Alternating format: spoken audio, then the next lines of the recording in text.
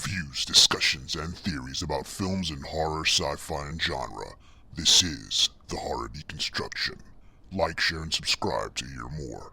What's up, everybody? It's the Horror Deconstruction. You can find us on Instagram, Facebook, most likely on YouTube. Give us a like, share, and subscribe. Hit that bell icon. Hit that thumbs up. Let people know you like the show with your host, Comp. And today we're doing 31 Days of Horror for October. The film is Torso, 1973. A string of appalling lust murders shock the University of Perugia as a sadistic serial killer strangles to death beautiful college girls with a red and black scarf. Directed by Sergio Martino, written by Sergio Martino and Ernesto Gastaldi, starring Susie Kendall, Tina Almont, and Luke Miranda. So this is a Giallo film, straight out of the Giallo school. Even the poster's yellow. Holy mackerel. About a serial killer that is targeting young women. It's actually targeting a lot of people. It's not just women that are getting killed. The way that the film begins is actually very strangely because it's like an erotic session between a whole bunch of people having sex. We move on to schools in Europe. This very high-end collegiate studies of certain arts and stuff like that, really cool, interesting designs and stuff like that. And what happens is some of the students get a little bit frisky because this is a highly erotic thriller. This couple goes off into the marshlands or this forested area. They decide to get it on inside of a car. They see a pervert watching them. Guy jumps out of the car. He disappears in the shadow. He gets killed. The woman is left and she is strangled. This is a number. She is one in the number of women who have been slaughtered recently, and well, the cops are baffled by it, so they even ask the students to keep an eye on, strange people, stuff that that pops out in this college life area. And we are introduced to a protagonist, this blonde young lady. There's like about 3 protagonists in this film. They interchange. One character will come forward and then they'll sort of sift back into the darkness while another one takes the front of the screen while then they get murdered. So it's all really weird. But we're introduced to a professor, these students, characters disappear in and out. We're introduced to this really super beautiful redhead character, and we see that she's doing prostitution and how she's sort of bored of her life, and does she become a victim, and do any of these people, a lot of these characters end up getting offed in this film, so you really don't know who's going to get killed next because it really is pretty unpredictable. I mean, it becomes predictable once you see the character having screen time for more than 10 minutes and somebody has him dead in a little bit, so it's that kind of logic with these Italian Giallo films. I saw this movie it was funny because I had seen this movie, I think on what was I watching it on? I was watching it on some sort of, I think I was watching it for free on YouTube or on Tubi, not on Tubi, but something. I was watching it on something, and there was like censorship going on. I was like, wait a minute, there was like blurring out because there's a lot of nudity in this film. Very beautiful looking women and men in this film, if you're into that, or both. And it was nudity and it was blurred. I was like, I can't watch this. This is censored. What is this? Because then that means like maybe the gore is censored. I wasn't sure. And then I think I saw it on Tubi where it was uncensored. Tubi is a great channel to watch. There's a lot of Giallo films on Tubi where you can watch uncensored and full of violence and nudity and all you want. But listen, it wasn't just because it was I watched this movie because of the nudity. It was because I just don't want to see a censored horror film. That's not really I want to see a regular horror movie. I don't want to be worried that my delicate frame will be affected by seeing a nipple or somebody's ass or something like that. I want to see a full-on horror movie. So, saw it on Tubi. I re-saw the movie on Tubi. I was like 15 minutes going, I was like, hey, wait a minute, what's this blurred shit? And then I just saw the movie.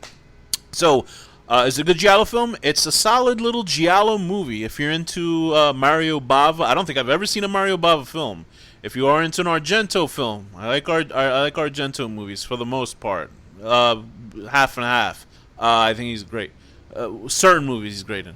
Not his recent movies, Dracula, and then I think one that he just came out with called, I think, Black Sunglasses. I didn't even watch it. I just sort of skimmed through it. Ufa Maron, what a movie.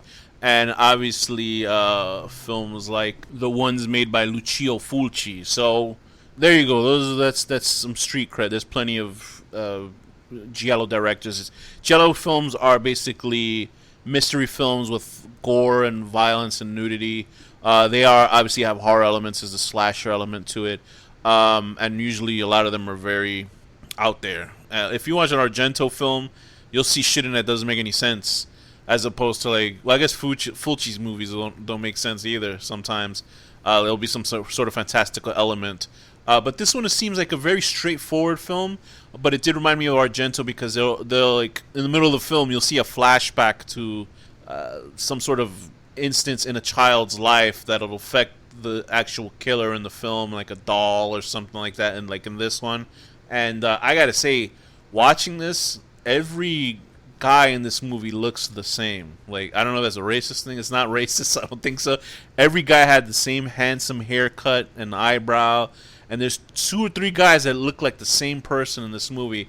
So I was confused as to who the killer is. If the killer is a guy, maybe the killer's a woman in this movie. I'm not spoiling it, but there were certainly some aspects in this movie that were a little bit confusing. But I thought, in the whole deal of the movie itself, I thought it was actually well made. I thought the central mystery of who this killer is was pretty cool. It's pretty lots of red herrings. There's this you think there's a main character, but it's not the main character. There's certainly elements of Psycho going on, where one character is off, and then another character becomes the lead character. So you can't really get used to anybody being the protagonist in this movie. There's a pretty good. I don't want to spoil who the killer is at the end. There's a pretty good sequence where the quote unquote person left alive, who's the protagonist, has to avoid the killer in the house sort of sequence. There's beautiful location work. The gore is very explicit. There's tons of nudity, like I said before.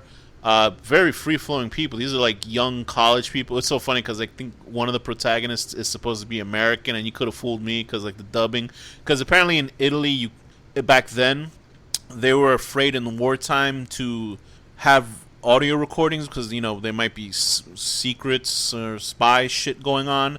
So they would just usually dub a whole film after it's done. That's why every movie is basically dubbed in that timeline. I think they still kind of do that nowadays. But these American characters with thick Italian accents, it's pretty funny, and it's just a very pretty looking film. It's sort of like when you think of giallo, and it could service itself as any giallo movie because they're all, I guess, similar in a way of just beautiful people getting hacked to death by people wearing black gloves. Is a central mystery compelling? Not really. It's sort of I am a sucker for these types of mystery films where you don't know who the killer is, and I can't even say like who really is the main character in this movie because you got leads like Susie Kendall as Jane, Tina Almont as Daniela Anselmi, Luke Miranda as Roberto. There's these 2 guys on mopeds that are you don't know if they're working in tandem, if one of them the killer is the killer or the other one isn't. There's Carla Breit, who is a beautiful woman of color in the film, and you can see this one scene where all the Italian guys do not usually see a person of color in their area, and they're just like their jaws are dropped because she is an absolutely gorgeous woman, and they're all just like stunned, and they're like trying to get with her. It's just so funny. There's if the movie moves on too long, they'll just throw a cannon fodder. They'll kill somebody for no reason. The method of the killer is strangling people with a red and black scarf, and the killer has this weird sort of super tight baklava mask on. They just sort of look like a thug.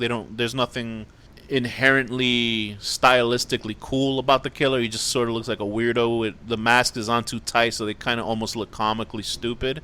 I think that there's no sort of real character work in this movie which makes anybody really interesting. They, in giallo movies, they try to make like the main bad guy main bad guy or main bad girl suffer such a terrifying incident in their past that it has warped them to become a killer in this, and they try to do that here. But I mean, it's just like no. So it's just like it's just sort of a normal giallo platform of slash who's the killer, let's go find them out. It's entertaining. It's a nice way to kill off an hour and a half of watching on a movie. You watch it. I watched it while I was exercising, so I just kind of got it done in a while. I think nobody's really annoying in this film.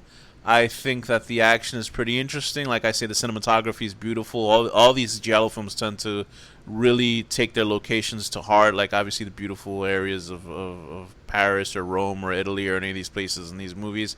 Really gorgeous looking film, beautiful sets. You hardly see that in these sort of, if you're from the city or if you're from somewhere out west and you're watching these movies about European cities, and especially these are collegiate characters and they're trying to study. And I was like watching it, and it was like every color of the rainbow. It was so many different ethnicities in this film that if they made this movie today, people would complain that it's too woke or some shit like that. But I thought it was great. I was like, oh shit, look, see, there's no problem. They made this movie in the 70s. Somehow people have devolved to have a problem with something that's been going on forever. But I think it's a solid little giallo film. I think the deaths are plentiful. The locations are great. The women are beautiful. Men are handsome. The methods of execution are pretty cool. I think the red herrings are very plentiful. You don't know who's the killer. You really don't know until the end. I kind of got to guess because once you get used to these giallo films where you kind of can guess, and your first or second guess is the correct guess in this movie.